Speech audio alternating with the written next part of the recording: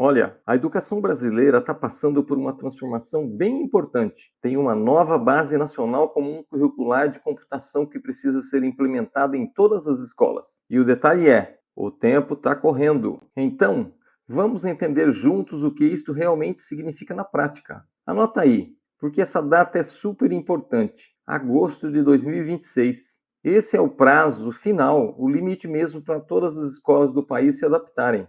E não é só incluir no currículo, não. Tem que colocar para funcionar. Quem não cumprir vai sentir o impacto direto no bolso. Pois é, a gente está falando do VAR, que significa Valor Aluno Ano Resultado. Basicamente é um dinheiro a mais que vem do Fundeb. E a implementação da BNCC de computação virou uma das condições para receber o VAR. Ou seja, é aquilo.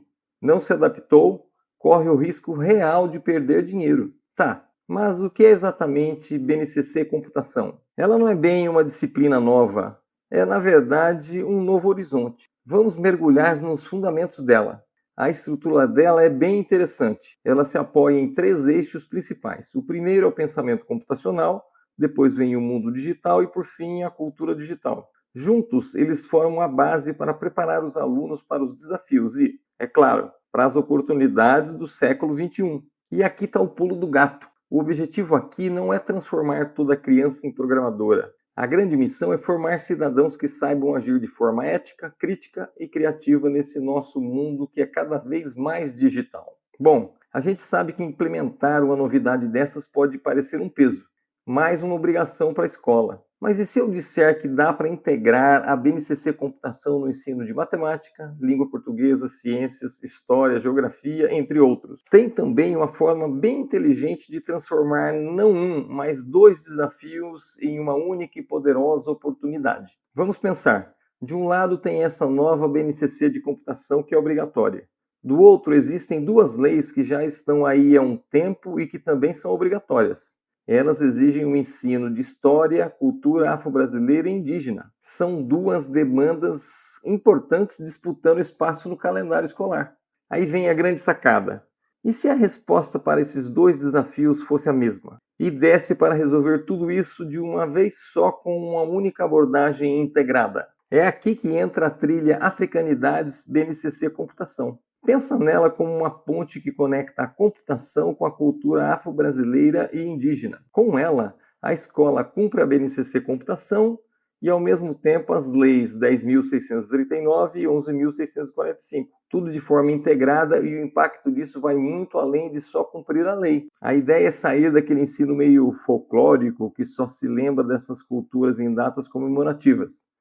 Aqui a proposta é combater o racismo estrutural, dando protagonismo tecnológico aos estudantes. Beleza, mas como isso funciona na prática lá na sala de aula?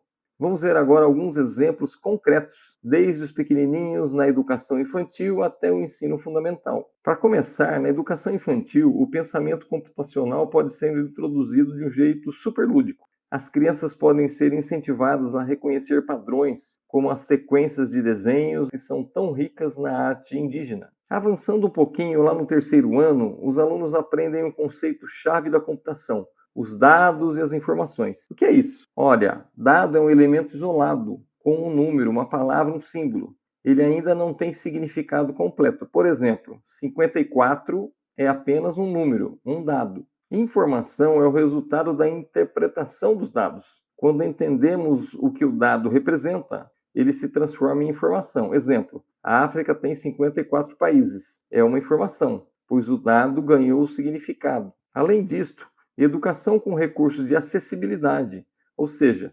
estudantes com necessidades especiais aprendem junto com os demais estudantes. Já no 7º ano, o foco vai, por exemplo, para a cultura digital. E a abordagem é incrível.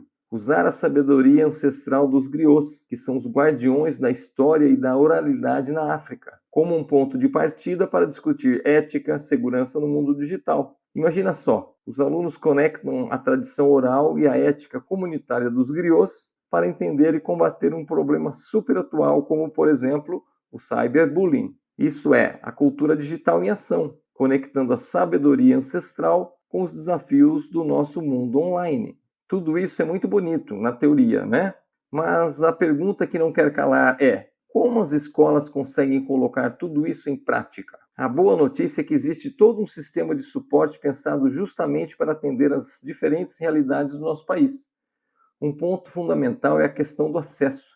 Por isso, a solução inclui uma plataforma que funciona tanto online quanto offline.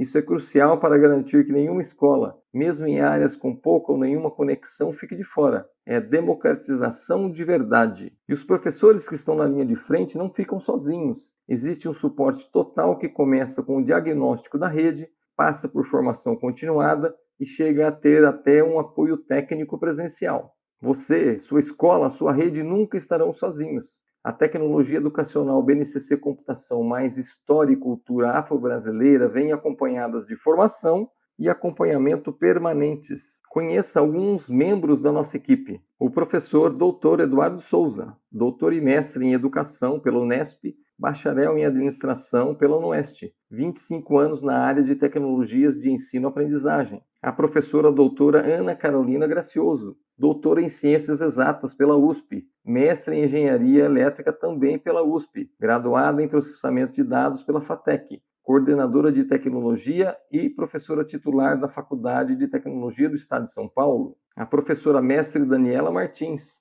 mestre em Educação pela Unesp, graduada em Letras e Português e Inglês pela Uniesp, graduada em Pedagogia pela Unesp e coordenadora de Materiais Didáticos e Tecnologias Educacionais. O professor Michael Dias Gomes, graduado em Pedagogia pela FRAM, pós-graduado em Docência no Ensino Superior pelo SENAC, coordenador pedagógico e de treinamentos, gestor de polos de ensino à distância na graduação e pós-graduação. A tecnologia por trás de tudo isto é uma plataforma de excelência.